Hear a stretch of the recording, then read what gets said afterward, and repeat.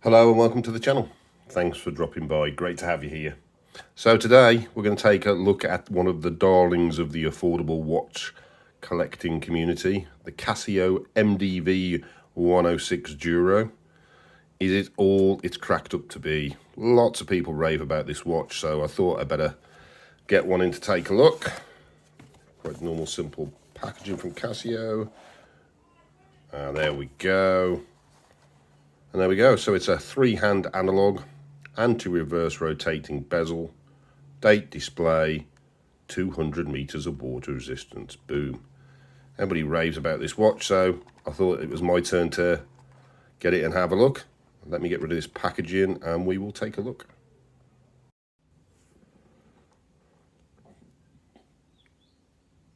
So why is this watch loved so much by the affordable watch collecting community? Well, the MD106 dates back to 2013. Now this is the MD106. It has been replaced, I believe, by the MDV107, which the main difference is you don't have the Marlin on the front. So this is known as the CASIO Duro, or also known as the CASIO Marlin in some places. Both models are still available, but I think the 106 has been discontinued and replaced with the 107, but you can still get the 106. Now, I think the reason it's so popular is pure value for money, the bang for the buck, which we'll go through in a second. But it's a really popular watch. Everybody talks about it. It's a quartz watch. I suppose not surprising. I picked this up for around £50. It's quite difficult to get in the UK because I had to import this from the USA through Amazon, and the price does vary quite considerably. So you'll need to keep an eye on pricing. I think sometimes Amazon is better than eBay, but just keep your eye open for it. And let's get into it. So what you get for your 45/50 pounds worth of watch is a 44mm diameter watch. So it's quite a big watch. Now that sits with 49.2mm lug to lug. That's what I measured it at. The straps are 22mm. Obviously 22mm here, but they do flare out straight away, as you can see, around the lugs. Thickness of 12mm. Oh, if I get it in focus. And it weighs 82 grams. Now the watch itself at the top does feel quite heavy, but the strap, being a resin strap, does obviously take some of the weight away. If that was a bracelet, it would have been a much heavier watch. Now the watch itself is stainless steel. We've got polished sides, which is nice. I've seen better polishing. That's really nice. And then on the top, and I only noticed this the other day, is a very fine matte brushing. And I think that sets off the bezel really nicely against it. And it's really nicely finished. We've got a 120 click unidirectional bezel. Now it's quite stiff, but I think that's a good thing. And it's a really nice sort of click to it to get it all the way around. There we go. Pop it on there. We've got a LUME pip at the 12 as well. And then we've got the standard 10, 20, 30, 40, 50 with the first 15 minutes with minute markers on. LUME pip, mineral crystal, not sapphire, but it looks really flat, as you can see, against the bezel.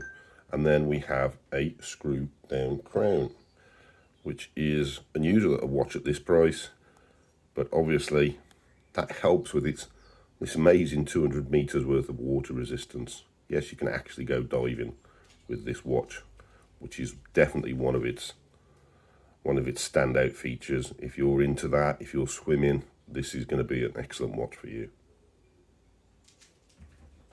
So we've got a classic diver style dial on this watch. We've got the double indices at the 12, circles at the others, all printed on, loomed and edged in silver.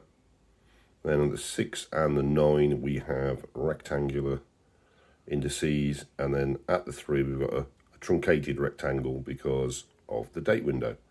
Now the date window is a frame date window, and that frame just sits just slightly back from the edge of the window, makes it look really nice. We've then got Casio printed on the top and Marlin fish jumping out the watch there, and water resistant 200 meters or WR200M printed onto the dial. Hands, well, we've got that sort of fence post hand for the minute hand, and we've got this really short, really chunky, really, arrow hour hand, and the second hand is a very needle sort of syringe type with a little rectangle on the end, which is lumed. Now the lume on this, the whole dial is lumed, including the indices and the hands. I'll just put that up on the screen. It looks really good. Not the best lume in the world. It does fade somewhat quickly, but I've got worse watches for lume, but I've also got better watches for lume, to be quite honest. So that's one point that maybe could be slightly better on this watch. But overall, it looks great when it's loomed up. Now the case back, pretty straightforward really. There we go. Get better in the light. So the centre of the case back is sort of brushed concentric circles. We've got that Marlin in the centre. Then we've got water resistant 20 bar Casio stainless steel MDV106 Japanese movement, cased in China. The edge of the case back is polished, so again, this finishes off really nicely. Back of the watch body is also brushed, so it stands out really nicely. Screw on case back, obviously helping with that 200 meters worth of water resistance.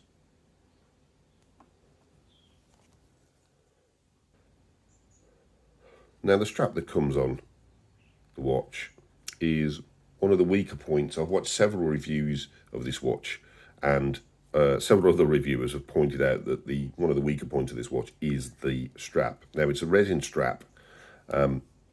It's got these sort of shock absorbing shoulders that you see on G-Shocks, which is good. It's nice and long. I will give Casio their due there. It's really nice and long. I can fit this on my 8-inch wrist very easily. Now the strap is a bit creaky. I don't know if the mic will pick that up. It's really quite creaky. Now I'm not a massive fan of resin straps. They make my wrist sweat. So it's definitely the weaker point of this watch. I don't know what would really suit this watch. Maybe a NATO. If you guys have got this watch and you've got it on a NATO, whatever you've got it on, just leave me a comment below. Give me some ideas. It'd be intriguing to see what you guys are putting this watch on. But it's definitely the weaker part. It does feel like a little bit of an afterthought, though. This is more of an off-the-shelf part. So definitely worth swapping out, possibly onto a rubber one or a NATO. So here it is on my 8-inch wrist. Look at this strap. As much as the strap isn't great, it's nice and long. I think I'm on the 3rd hole back. I love that. Wish other manufacturers would put straps on that long for people. This is a great watch. Is it worth all the hype? Is it all that? Yeah, do you know what it is? It's a really good watch. It's so well put together. 200 meters worth of water resistance. You can wear this diving. You can wear this outdoors exploring. It's a really great watch. I love it. Swap the strap out. I say I might put it onto a NATO, and it'll be a brilliant watch. Definitely go and buy one of these. I'll put a link in the description below anyway. Only real Niggles. Yes, sapphire would have been nice, but again, for the price, I'm not surprised it's mineral. And it's the strap. The strap is okay and will suit a lot of people. However, I can see why everybody goes, it seemed like a little bit of an afterthought. Anyway, I've got another Casio, that's another darling of the watch community to review. I'm not so sold on that one, but that's for a future video. So to make sure you see that video, please hit the subscribe button. If you like the video, please hit the like button, and I'll see you on the next one. Thanks.